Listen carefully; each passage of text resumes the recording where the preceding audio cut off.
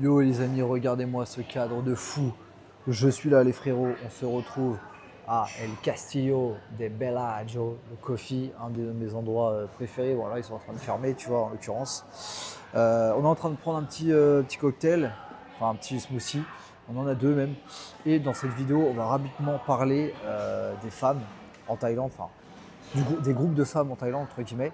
Donc c'est pas compliqué, hein. Il y a les Thaïs, et il y a quelques communautés. Les indiennes, il n'y en a pas beaucoup, elles sont en couple, ça ne nous intéresse pas en fait. Les européennes, il n'y en a pas beaucoup, ou si elles qui viennent, elles sont en vacances. En général, soit elles sont en vacances en couple, soit elles viennent avec des potes, mais en général, elles sont pas. Soit il n'y en a pas en fait, soit elles ne sont pas très disponibles. Mais ce qu'il y a beaucoup plus, ça va être des femmes de l'Est, ça va être, enfin pas des femmes de l'Est, ça va être des femmes russes. Parce qu'il y a une grosse communauté russe, comme vous le savez, il y a une grosse communauté chinoise aussi, chinoise. Les meufs chinoises, il y en a quelques-unes, j'ai eu quelques expériences avec, mais ça n'a pas été, c'est pas le plus, c'est pas genre, il y en a de partout, vous voyez ce que je veux dire.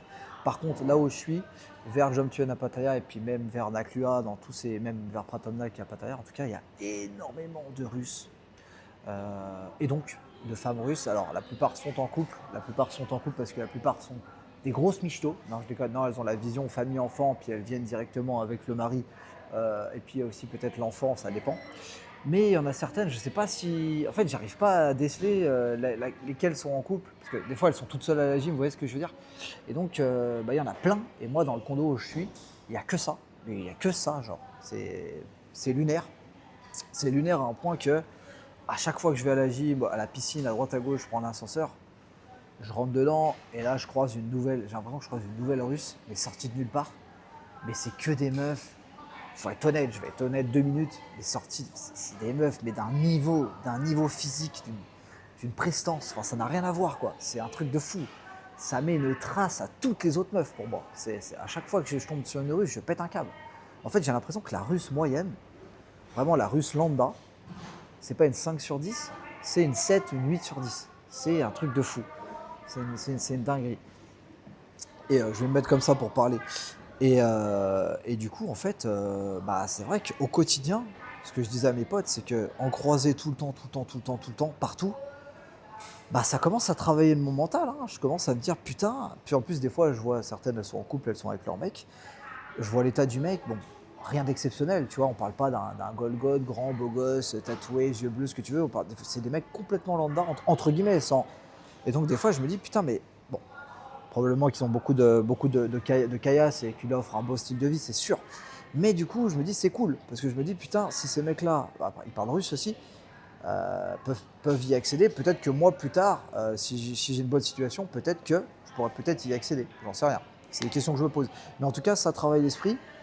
Et ça me fait rire, on en vient au point, c'est que quand j'entends Marc de la chaîne de la Vérité, je prends lui parce que j'ai lu en référence, il y en a plein d'autres, hein, qui disent ouais, les femmes thaï, c'est les plus belles femmes au monde, c'est les femmes les plus douces, elles sont incroyables, ça éteint tout le reste et tout. Mais il a tout faux. Enfin, c'est juste qu'il se ment à lui-même en fait.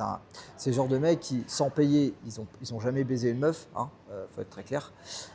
Et donc en fait, ces mecs-là, ils ont accès aux femmes que grâce à l'argent. Tu leur enlèves leurs 2000 bahts pour payer leur temps court, ils baissent jamais en fait. Ces mecs, ils peuvent couper leur bite, ça ira plus vite quoi. Donc très clairement, donc en fait, évidemment que les femmes russes, c'est extrêmement dur. C'est pas t'arrives, tu fais un clin d'œil et tu pars avec, c'est pas t'arrives, tu donnes 2000 bahts et tu pars avec, ça marche pas comme ça. C'est voilà un peu, ça n'a rien à voir avec la France, mais ce que je veux dire, c'est qu'il va falloir avoir un certain level en tant qu'homme, va falloir vraiment être distingué, se démarquer. C'est des femmes qui sont très peu accessibles, hein. Je vais pas vous mentir, les gars. Et même pour moi, même pour tout le monde, enfin même pour plein de gens, en fait, si t'es pas dans l'élite, ça va être très compliqué. Mais c'est vrai que de les voir au quotidien, je me dis, ça donne envie d'upgrade. Tu vois ce que je veux dire? De dire, putain, vas-y, tu sais quoi, je me mets dans une putain de situation, je me mets au mieux physiquement, je m'habille bien, j'ai la classe, tu sais quoi, j'apprends un peu le russe. J'abuse un peu, mais vous voyez ce que je veux dire? Je dis, putain, ça vend un peu du rêve. Et je voulais savoir si, alors, ça dépend des profils, hein. C'est sûr que si vous avez 55 ans, 60 ans, je sais pas quel âge, c'est pas votre délire. Vous allez te dire, moi je me trouve une petite copine taille, ça m'ira très bien et tout, ça fera l'affaire, je lui donne ses 1000 bahts, ses 1000 euros, ses 500, ses 1000 euros par mois, je la take care et on est bon. Pas de problème. Tu vois ce que je veux dire?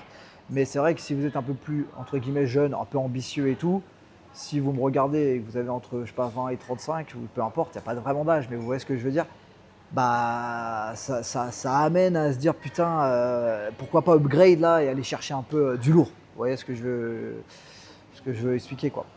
Donc voilà, petite vidéo rapide, il y a pas vraiment, c'est un peu fun, hein, c'est pas vraiment de vérité ou quoi que ce soit, hein, c'est un partage de pensée.